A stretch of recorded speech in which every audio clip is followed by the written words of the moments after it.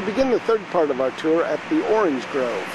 No, we don't have orange trees in Bath. Weather would prohibit that. This actual monument in the middle of that circular area was constructed by Beau Nash, someone you'll hear about later, but he was the master of ceremonies of Bath, and he put this monument up in honor of William of Orange for his dedication to the city. And it is right behind the Abbey. Again, there you see the Abbey rising above the center of Bath, and this area is a place that lots of people come during the summer months and lounge on the grass. It is not a prohibited area from walking. The statue is outside of the Abbey, and if you read the words down at the bottom, it says water is best. This was put up by temperance folks because Bath was often in its history a place of debauchery, drinking, gambling, and so the temperance women decided that they would put this up as part of their way of saying that water truly is best, since Bath is founded in a place where the waters are purported to be healing.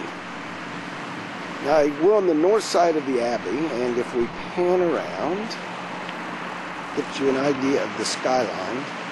This is looking up what would be known as High Street, and the building on the right is the Guildhall.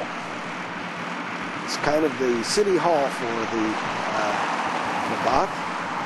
It's where the mayor and the council meet and conduct the business of the city. This is the pedestrian area in front of the Abbey. And as you can see, there's a busker already warming up for a day of trying to get tourists to give him money for playing his different tunes on the street. That building is the Roman Baths, the entrance to the Roman Baths, which also is attached to the pump room, the very elegant place where you can go in and have a nice meal or high tea. And you can also, for 50p, which is about a dollar, drink some of the foul-tasting water that bubbles up from underneath the surface of Bath and is said to have healing properties. If you're a citizen of Bath or a resident, you get a little card called a Discovery Card, and you get your water for free. I've had 2 glasses since I've been here.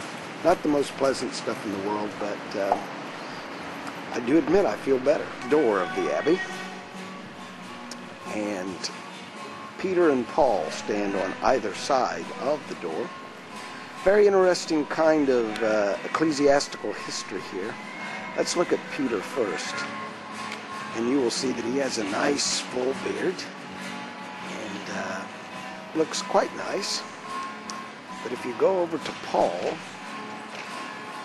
you will notice that his beard is rather distorted and he's missing a halo. This is because Oliver Cromwell, soldiers stayed here during the Civil War, and they took target practice at poor old Paul.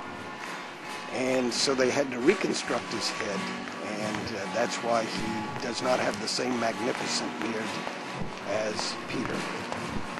Magnificent front, the west front of the Bath Abbey, and you can see where it lies in relationship to the pump room, which is right there, and the Roman Baths.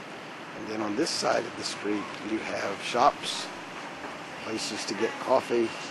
They're just beginning to set out for the day. It's supposed to be in the mid-50s here today, so you'll probably have a lot of people sitting out because spring has finally arrived here, although it was a quite mild winter. Well, it's 9 o'clock now, and so my favorite coffee place is open, so I'll end my third leg of our Bath walking tour here in front of the Lantern of the West, the Bath Abbey.